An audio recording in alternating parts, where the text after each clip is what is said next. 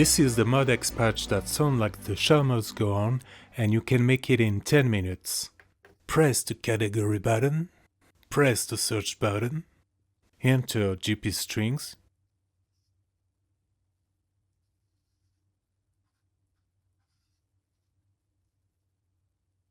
this factory sound is very close to the original.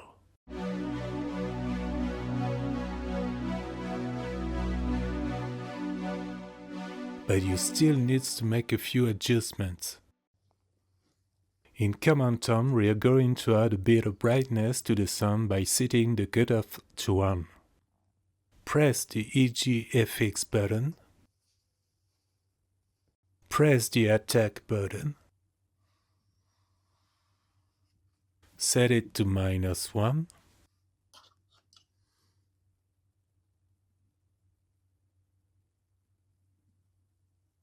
Select Release. Set it to -1.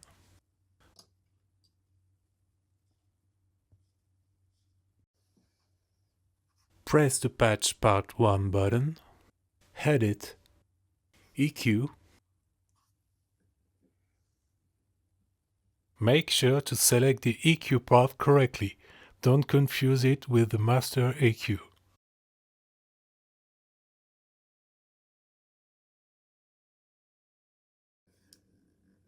These settings slightly boost the low end, clarify the mid-range, and add brightness.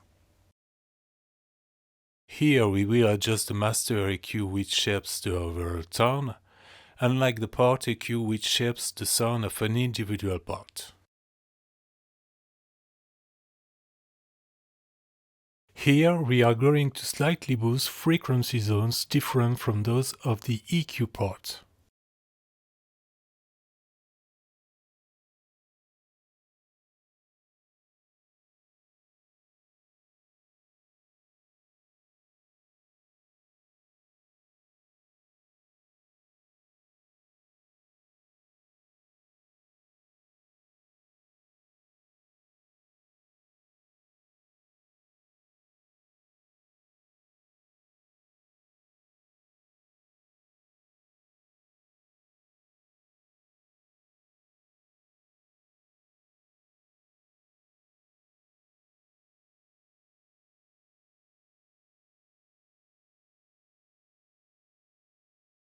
Let's then adjust the reverb time, which is a bit too high.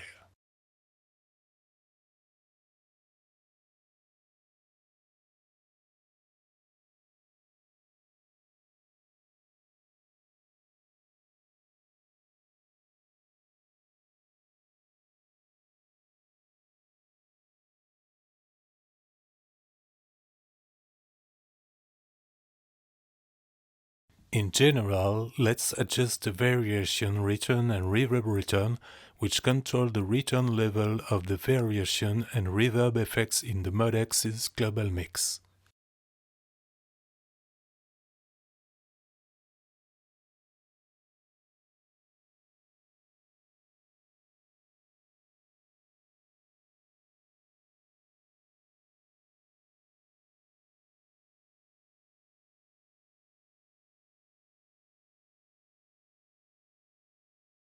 The filter type is the type of filter, LPF, HPF, BPRF, etc., that determines which frequencies are attenuated or allowed to pass.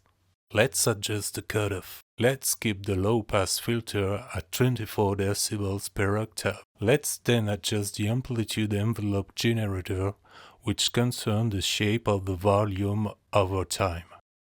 The release, which is the time the sound continues after releasing the key, is a bit too long, so we are going to lower it to fix that. We are also going to lower the decay too, which is the second decay phase of the sound. After these adjustments, the sound is closer to the original, but we can still do better. Let's listen to this.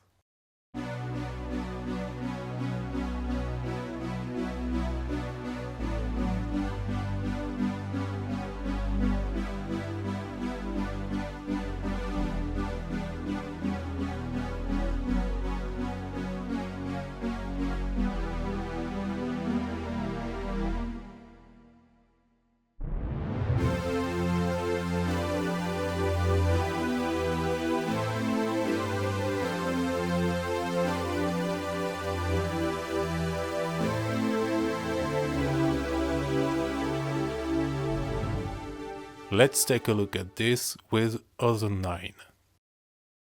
Brick roll high-pass filter at 28 Hz, it removes unnecessary sub-bass to clean up the low end of the synth and gain headroom without affecting the character of the sound.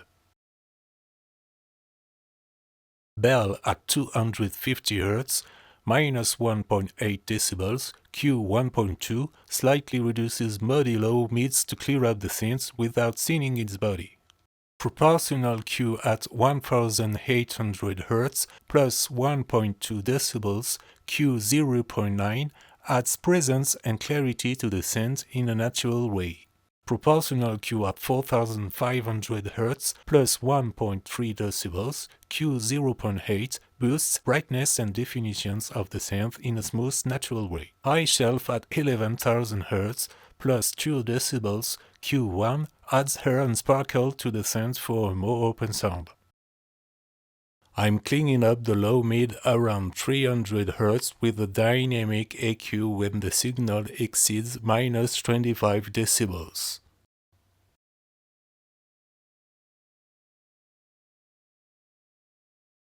Then I smooth the synth high mids around 3.8 kHz by attenuating them without dulling the sound.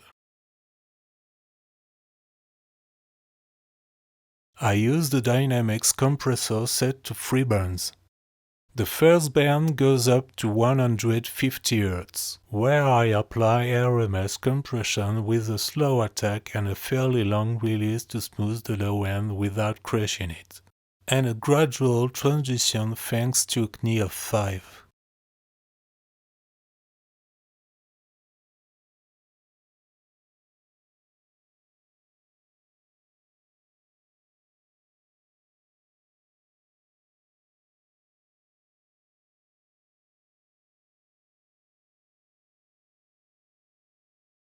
Don't forget to activate link bands.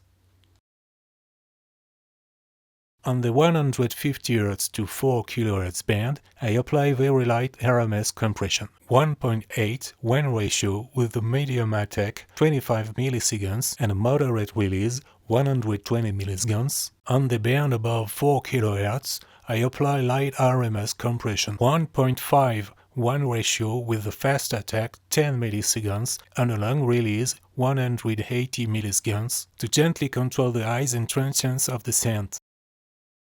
With the exciter, I've sculpted the harmonic spectrum into 4 bands, keeping the lows warm and controlled, enhancing the mids and upper mids, and then adding hair and brightness to the extreme high end. Don't forget to enable oversampling, it should be blue, I forgot to turn it on here.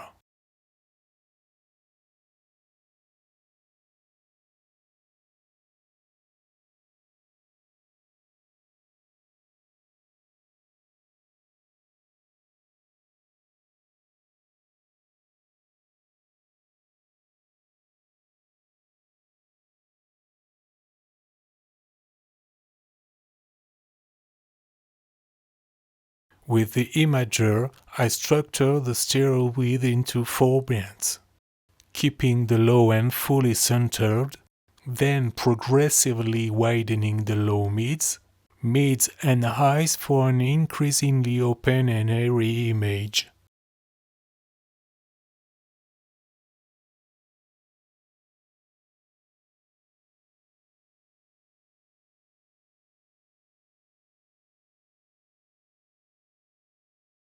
Let's listen to the final result.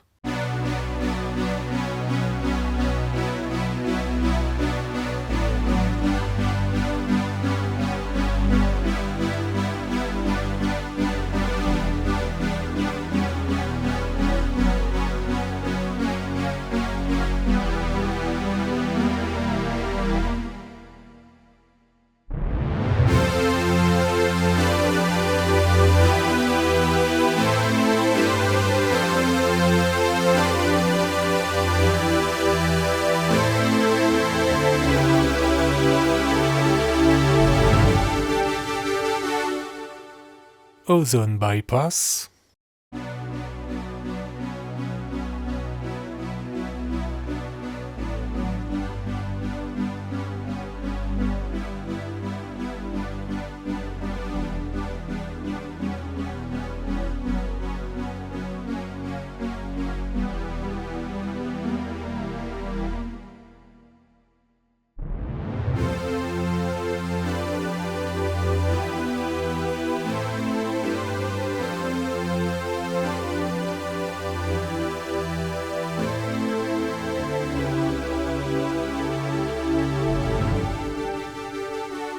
I hope you enjoyed the video. Feel free to like, comment and subscribe.